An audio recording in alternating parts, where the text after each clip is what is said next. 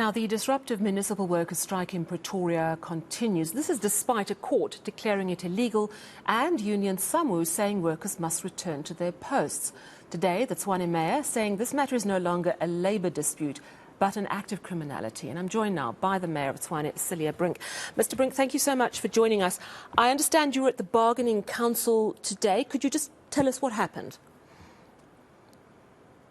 So I wasn't there personally, but the report that I received is that the city made our case, which in essence is that we cannot afford to grant the salary increase negotiated at collective bargaining level, and that due to the city's financial position, the decision of council to grant 0% increases to officials in this financial year, along with councillors, is not only justified, it is a necessity.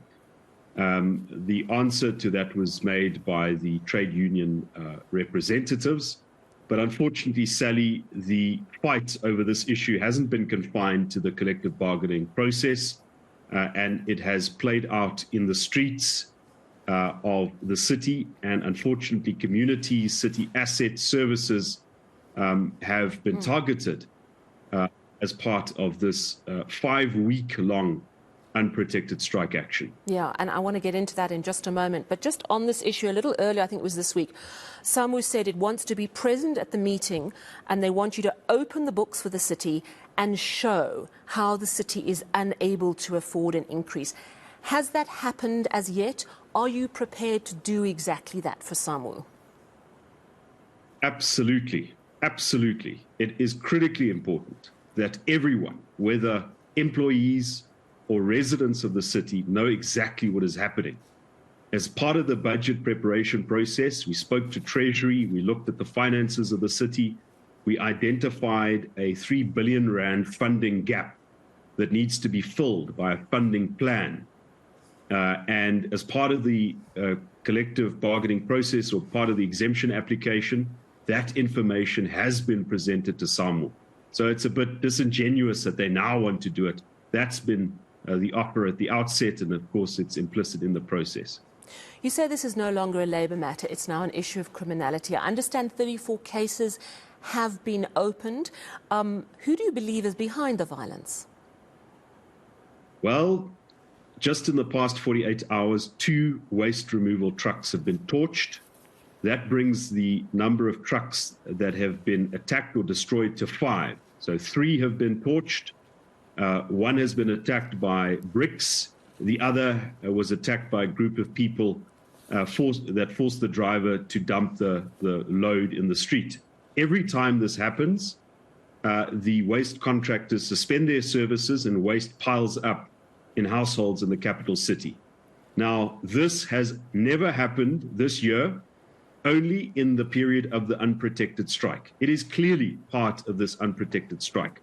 It's not isolated. We've seen an employee who has been shot by a group of people who had earlier warned him not to work. We've seen fire hydrants being cemented closed. We've seen arson at municipal offices. We've seen violent protests, and I think those images are flashing on the screen. Anybody who denies that there's an unprotected strike with vicious levels of criminality is lying. So the responsible people, I'm not sure if SAMWU has lost control of the situation, but they certainly started it. And at a critical period in time when they could have exercised responsibility, they failed to do so. And now what was a labor dispute is a criminal assault. And as I said earlier today, we are going to require the assistance of national police because Pretoria is our capital city. We do have key points. If folks think that this is just a dispute between SAMWU and Tshwane, they're mistaken. This thing can still get out of hand with serious implications for the country. What do you mean? So we've seen the torching of trucks. We see a trade union that denies that there's a strike. Who knows what can happen next? I issued this warning when one of our employees was shot. I said, this thing is going to spiral out of control. SAMWU better take responsibility. We will do whatever we can to safeguard communities. We even withdrawing buses, Sally. For the past month, there's been no bus that's been running in Tshwane as a safety measure because we don't want a bus to get torched with passengers. on board. But given the level of violence and criminality, the warning I'm issuing is that something worse can happen.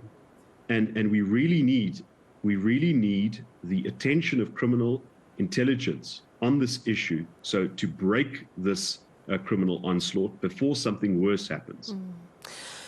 It seems it's getting really personal. Last week there were reports that apparently your wife was being targeted for kidnapping. This must be extremely stressful to hear news like this.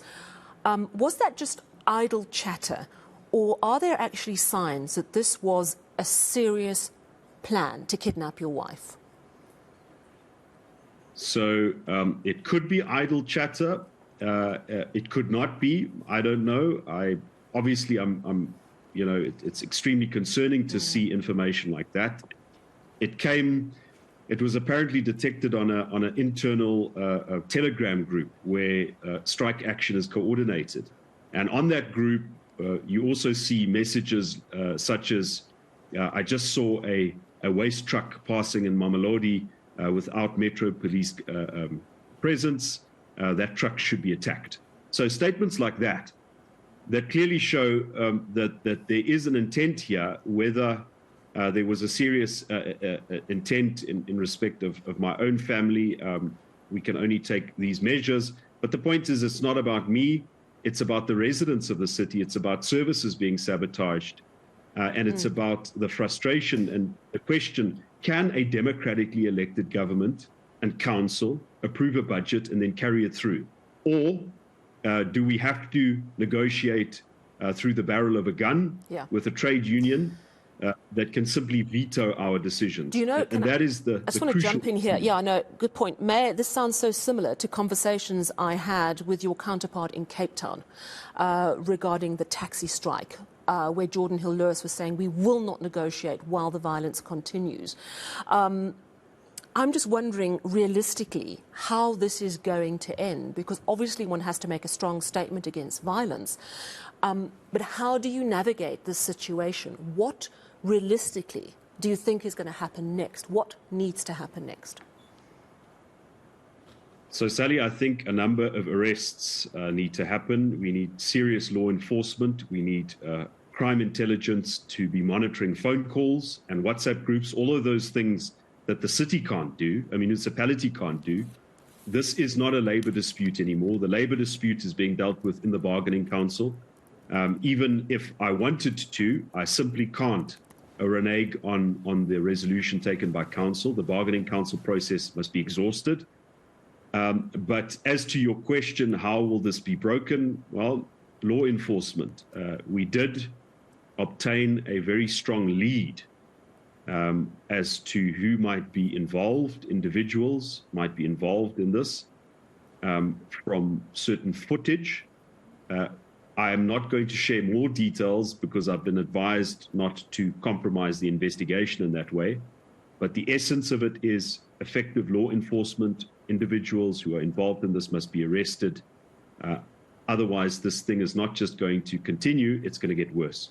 Are you getting the cooperation and the support from the police ministry and those officials who need to do that work that obviously as a city you cannot do?